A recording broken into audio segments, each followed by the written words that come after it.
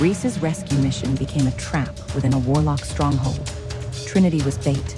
The Warlocks sought Reece's power, tied to an ancient bond they shared. The Warlocks aimed to exploit this connection for an unknown purpose. Reece disrupted their ritual, severing the bond to prevent their success. But in doing so, he lost Trinity. What was the nature of their shared power? What was the Warlock's ultimate goal? Is Trinity alive or just a vessel? Who was the masked figure involved?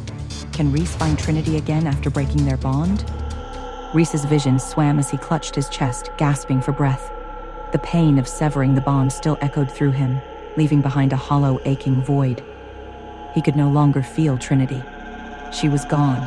The Warlock's ritual had collapsed, their magic thrown into disarray, but the chamber was still pulsing with unstable energy. The Warlocks screamed, scrambling to salvage what they could, but the damage had already been done. Juniper reached Reece first, dropping to her knees beside him. "Reece, stay with me." His breath was ragged. I can't feel her." Elias, still weakened from the magical chains, forced himself to stand. "We need to move, now. The entire structure is falling apart." Vincent wiped blood from his face, his grip on his sword tightening. "Then let's make sure they don't follow." But the Warlocks weren't done yet. A blast of dark magic erupted from the far end of the chamber, knocking them off their feet. The Warlock leader, the one who had orchestrated the ritual, stood tall despite the collapsing ruins, their cloak billowing with unnatural energy. "You think you've won?" they spat. "Fools, you have only delayed the inevitable." Reece forced himself up, his body trembling. "You lost," the Warlock sneered. "Did I?" With a flick of their wrist, the shadows twisted, lashing toward the group. Vincent pushed forward, slicing through the dark tendrils, but it wasn't enough. A second wave struck them, this time aimed directly at Elias. Elias's eyes widened. He barely had time to react before the shadows wrapped around him, dragging him backward toward the Warlocks. "No!"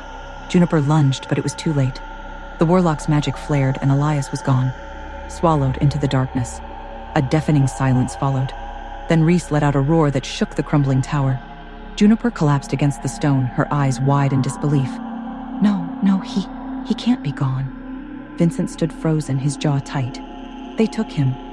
Reece's entire body trembled with rage, but there was no time to grieve. The Warlocks were still there, and the magic binding the tower was unraveling.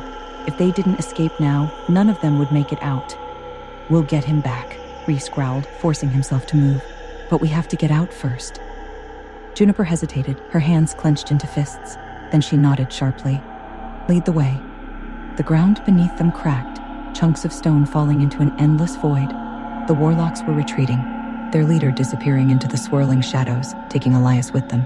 They had won a battle, but the war was far from over. The group ran through the collapsing corridors, dodging falling debris and unstable magic surges. The tower was imploding, the energy fueling it, spiraling out of control. Vincent slashed through a crumbling doorway, clearing a path. "Move! We don't have much time."